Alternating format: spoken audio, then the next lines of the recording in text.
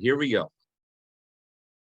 Hey, good afternoon, Top Fan Rivalry followers. It is Bill from Top Fan Rivalry, and I am excited. We've got a new guest on the podcast, a new guest in the clubhouse today, a gentleman that I've met a couple of times recently, which we'll talk about throughout the podcast, but I'm excited to have him on. So, Roberto, thank you for taking your time with me today. Thank you very much for having me, Bill. It's a pleasure.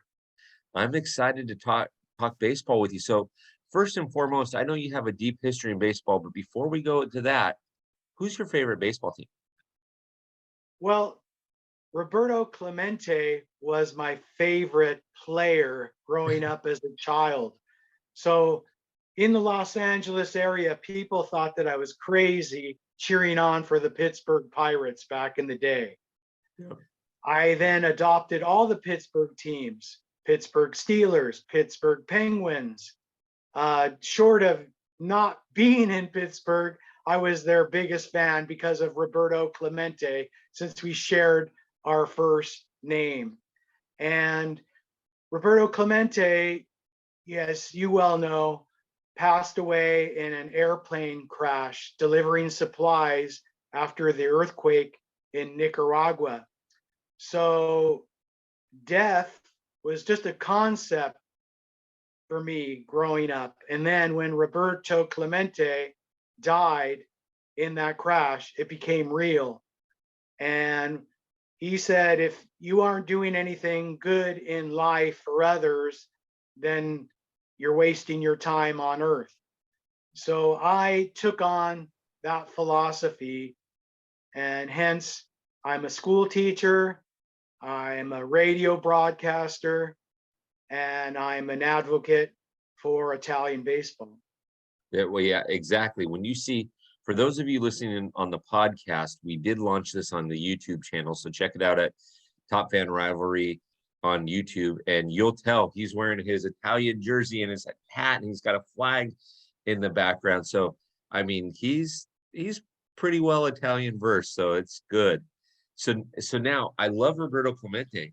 Besides for him being your favorite player, do you have a current favorite player who plays? Well, Anthony Rizzo, I'm saying it in Italian Right. because it used to be Rizzo until he joined Team Italy in the World Baseball Classic, and then it became Rizzo. I would say he is one of my favorite because he, was drafted by the Padres. And as you well know, I live in Southern California. Right. And as a result, he is sort of California based in that regard, being drafted by the Padres.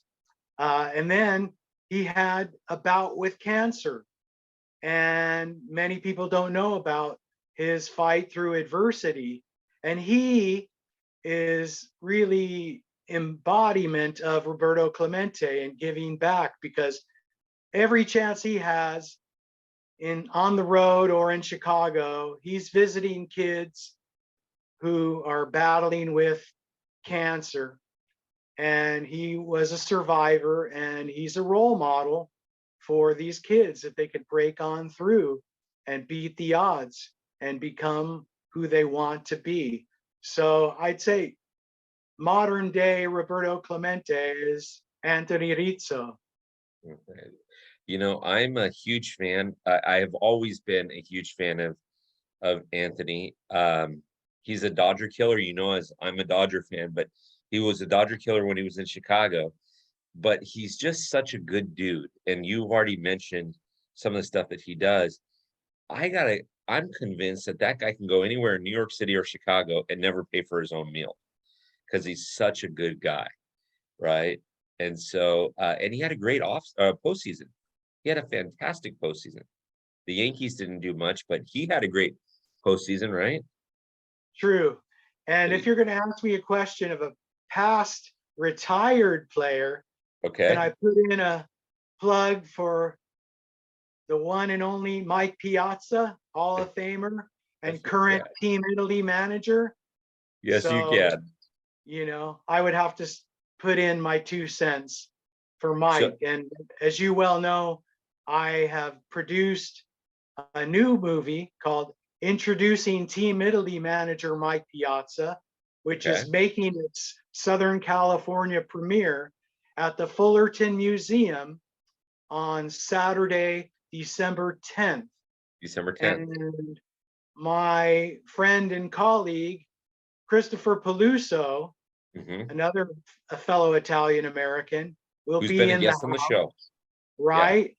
And he, is a great artist, and he will be there, Mhm. as will Pato Banton, a Grammy nominated artist who is well known in the reggae category, who did the soundtrack to the movie. So it's going to be a multimedia event. If you're a lover of baseball, Italian heritage, or reggae music, this one's for you. So Count come me join. in. I'll be there December 10th. Count me in. Lovely. So it's funny that you mentioned, I got a funny Mike Piazza story for you. So I interviewed two separate Mets fans over this last season. And one is a Jewish American, and her favorite all-time Met is Mike Piazza. Now us Dodger fans think of him as a Dodger, but when he hit that home run after 9/11, he became a Met. Let's just call that like what it is. And I interviewed another Italian American gal, and she didn't even mention Mike Piazza. And I said, you know what? When your parents hear this, you are in trouble. So I get a message from her, and she says, "Talk to my mom. She listened to the podcast. I'm not in trouble because I didn't mention Mike Piazza, but she asked me to mention it next time." Absolutely. That's So great. I It's really fantastic. believe that he's done a lot for Italian baseball. And of course, Team Italy is the underdog in the 2023 World Baseball Classic, but we will upset some top dogs, guaranteed. Let's I would love to see what Mike Piazza can do. I would love to see what Mike Piazza can do. And I love the fact that you mentioned Roberto Clemente and his off the field character and leadership, as well as Anthony Rizzo. I'm going to say it in American, right? Rizzo. Um, but I love those two categories. So you have a rich history with baseball, though. Tell us about it, because you mentioned your movie, but tell us about some of your history in baseball, because I know you have a deep history. I've talked to Christopher and others, and they speak very highly of you. Yeah, well, it goes back to my broadcasting days Okay. because a guy named Jimmy Christopher, who was the PA announcer for the Texas Rangers, he was my program director at KNAC in Long Beach. Okay. That was a station that was really in the shadow of K-Rock, KROQ in Los Angeles, Right. because we had 3,000 watts and we had this transmitter in Signal Hill. And if the wind blew more than 15 miles an hour, we were off the air. We were done. Yes. So Jimmy Christopher believed in me. And I was a college student at the Claremont colleges. I started in radio when I was 17 years old at KSBC, The Space, 88.7 FM. And Jimmy Christopher knew that. So he gave me a chance. A guy named Richard Blade, who was a celebrity, and I think he's on one of the satellite stations with the Rock of the 80s format. Okay. He left KNAC on a moment's notice and went to K-Rock. And so Jimmy needed a replacement that night at midnight. So I took on the responsibility of doing the graveyard shift at Rock and Rhythm KNAC. And we used to have DJ choices twice an hour. So we'd Okay. follow a format, A, B, and C category, but we'd have 2 times during the hour the ability to play our own music from our own personal collection. So at the time, groups like Sublime and No Doubt were independent and unsigned. So I really sort of broke those bands in Southern California by playing their music on the radio every opportunity I had. And then that got the attention of some music industry moguls who then took notice and signed them up. And since then, I've written liner notes for the Sublime box set, and most recently, the Sublime dub album with Scientist and Mad Professor. These are well-known dub producers. And so, to make a long story short, Jimmy Christopher, he said, "Hey, Roberto, can we do a broadcast of a Pomona Pitzer Sage Hen baseball game?" At the time, I was program director of KSBC then. So he wanted to create a demo tape, which then he would utilize and eventually land the gig with the Texas Rangers. So we did play-by-play broadcasting of the Pomona Pitzer Sage Hen, which was the first time, because this is a low-profile team that really had never done any on-air broadcasting of their games. So we brought him into the mix. Jimmy Christopher then believed in what I was doing with reggae and ska music, and he eventually gave me my own radio show, and it was Roberto's Reggae Revolution. And I was on the air on Sunday nights from 9 to midnight. And I had people like Chris Blackwell, who was the head of Island Records, and Neville Garrick, who did all the artwork for all the Bob Marley album covers, was a close personal friend, call in. Bradley Knoll from Sublime would request songs so that he could record them, and then Sublime could rehearse those tunes and then perform them live. So I really never really took on the mentor role or the teacher role, but I was really educating Southern California to this lesser known music called reggae music and ska. And I brought it to the mainstream in Southern California. And then when KNAC went heavy metal, I had to move over to K-Rock. And then I was on KROQ from 1986 to 1991. And I was on Sunday nights before Rodney on the Rock and Loveline. Those were two very popular programs in LA. So, and I was sandwiched right between them. So the little punky reggae party between, Rodney on the Rock and Roberto on the Rock, we were reaching, a massive audience at the time. And I was able to, tour with UB40 and write liner notes for their dance hall album and go to Jamaica and do some really wonderful things outside of the scope of baseball. But broadcasting was my foundation. But then my love of baseball progressed, when Team Italy was on the World Baseball Classic stage.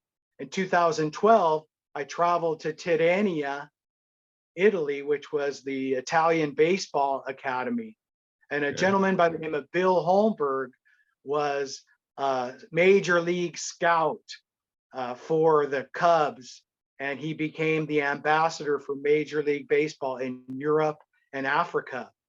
And he, welcomed me to the academy with open arms, knew that I was Italian, was passionate about my Italian ancestry and roots and baseball. So it became a natural marriage between the two. And then in 2013, Nick Punto is a neighbor of mine, and Skip Schumacher also is a neighbor of mine. And now he's back, we're in St. Louis. But at the time, Nick Punto and Skip Shoemaker were teammates for the Dodgers. Dodgers. Yeah. And remember that time. They used to carpool together to Chavez Ravine from Orange County.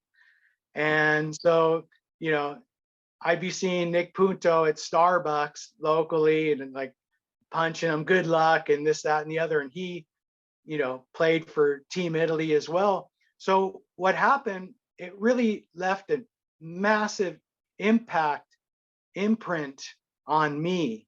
So I went to Little Italy in San Diego, and I started an exhibition called Artist Tribute to Italian Americans in Baseball. And so Christopher Peluso caught wind of that, and he Yes. reached out to me, and then he became the all-star, you know, portraying his wonderful art of Italian American players. But I was paying tribute to the artists who portrayed their visions of these players. So I showcased a slew of Italian American artists, both West Coast and East Coast based, and had this exhibition in Little Italy. And what's beautiful about Little Italy, every baseball season as it begins, they put up these banners in Little Italy with all these Italian Americans up there. And you just kind of like look at it and kind of melt, because the iconic legends, you know, the DiMaggios, the Lazzaris, you know, these guys gave everything.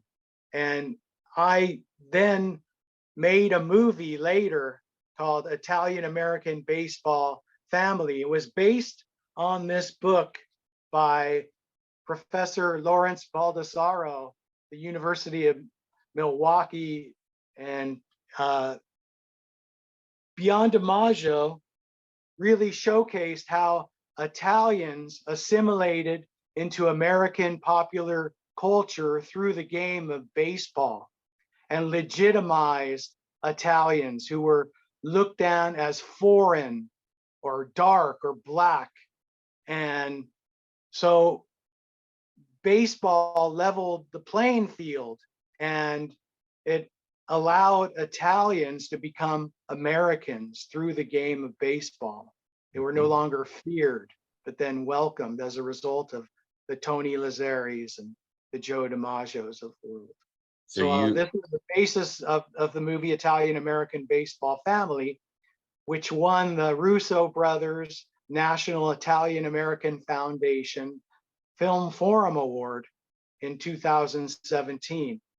They put out a message saying, hey, we are looking for films documenting the Italian American experience.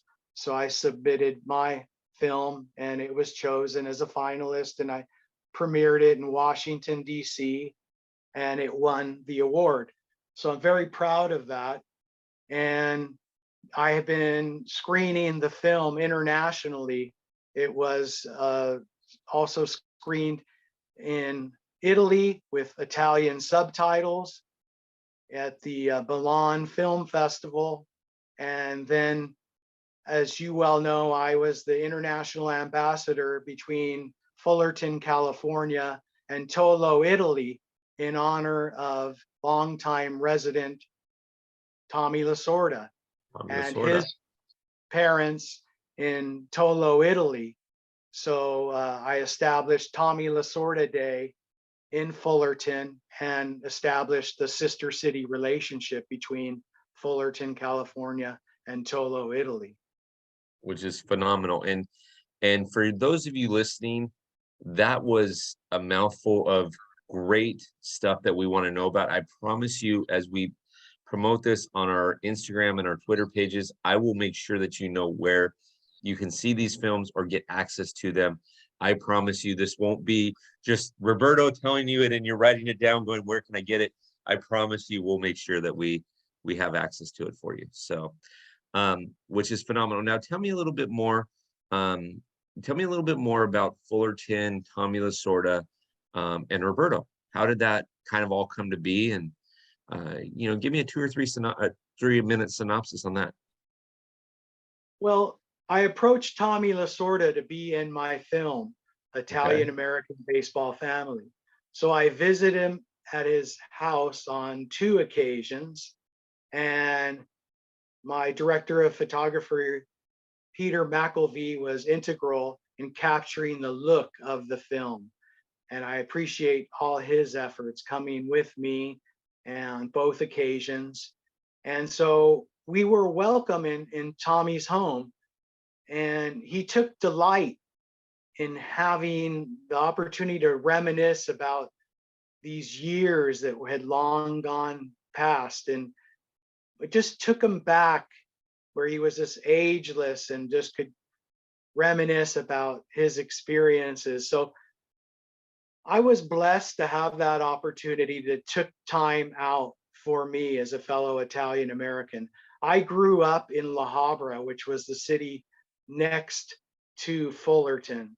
So I always admired from across the city limits Tommy Lasorda as Right. manager of the iconic Italian American baseball, manager who I just adored. And he was very controversial as well. And he pushed people to their limits and made them believe that they could achieve.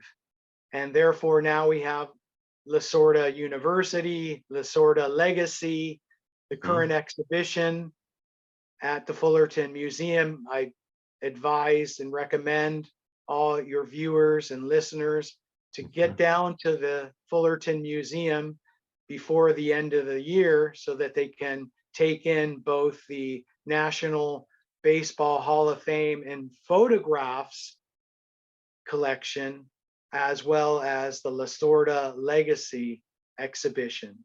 So, So, if they come out on December 10th, they'll have ample opportunity to see both films, The Italian American Baseball Family, introducing Team Italy manager Mike Piazza, and then peruse through the exhibition hall at Fullerton Museum. and I can double down on what Roberto just said. I've been there twice. I've seen it twice. I saw it on a private VIP screening night, the Fullerton exhibit, I should say, where I met Roberto for the first time. And there was a number of people there: Bobby Valentine, Charlie Huff, a number of former players. Tommy's daughter was there. It was done so well. And then I saw it a second time when they had the Fullerton Day, the Tommy Lasorda Day in Fullerton. And for those of you that are in Southern California, make time to go there. Find time and make time to go there, because that is beyond phenomenal. And so, and Roberto, I'm going to talk to you offline about something that Top Fan may be able to do to promote that a little bit. But I think that's absolutely breathtaking. So in the few minutes that we have left, Roberto, you've lived just hearing your story about Italian American baseball, how it all started, being a broadcaster, doing these films, meeting these wonderful people. Let me ask you this question. If you could sum up in 2 or 3 sentences your life within the realm of baseball and what you've been able to do between baseball and art with Christopher and everything like that, how would you sum it up? I mean, you've done some fantastic things that some people would only dream about. So how would you sum up in a couple of sentences your experience in life with baseball and these wonderful things that have happened? The best has yet to come. This is a work Ah, in progress. As long as Mike Piazza leads the Italian baseball revolution, I pledge allegiance eh, to Team Italy 24/7. My phone is always open, as Tommy Lasorda's phone was open to Frank Sinatra in the middle of the night. So there is no end. As far as I'm concerned, so long I have God's blessing of good health and happiness, I will continue to do the work and not give up the fight. I absolutely love it.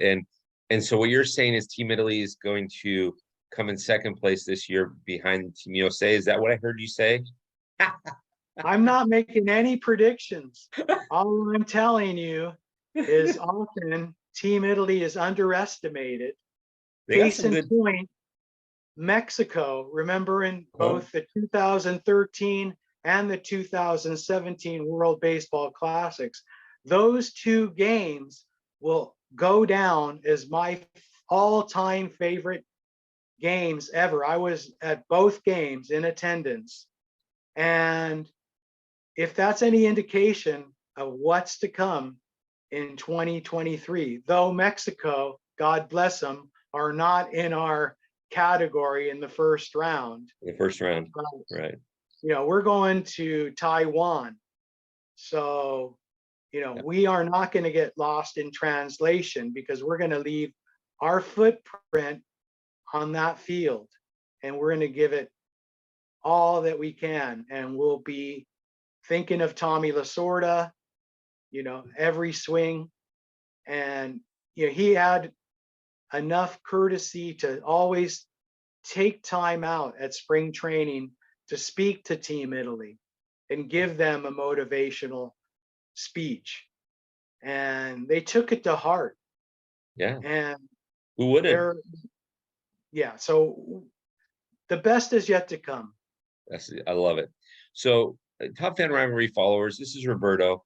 Roberto, we need to have you on again because you have so many unique perspectives. And what maybe we'll do is we'll have you on again and we'll bring in Christopher at the same time. And the three of us, maybe we can just have a conversation. I think that'd be a lot of fun. But I'd love to have you back on again to tell more of your history, if that'd be okay with you. It'd be my pleasure. Thank you so And much for having me on. It's been a joy. you bet. And Top Fan Rivalry followers, make sure that you not only listen to this, but if you want more information about December 10th, please IM the Top Fan Rivalry Instagram page. I will make sure I have all the details for you. Roberto will be there. I'll be there. It'll be a good time. If you're coming, make sure you stop by and say hi to me. I will direct you right to Roberto and let you talk to him and have a good time with him. He's a very approachable guy. Just all kinds of fun. So Roberto, I appreciate your time today and really I thank you for telling your stories. And I look forward to having another conversation with you. Thank you. God bless you. Keep up the You as good well. work. Thank you. Ciao.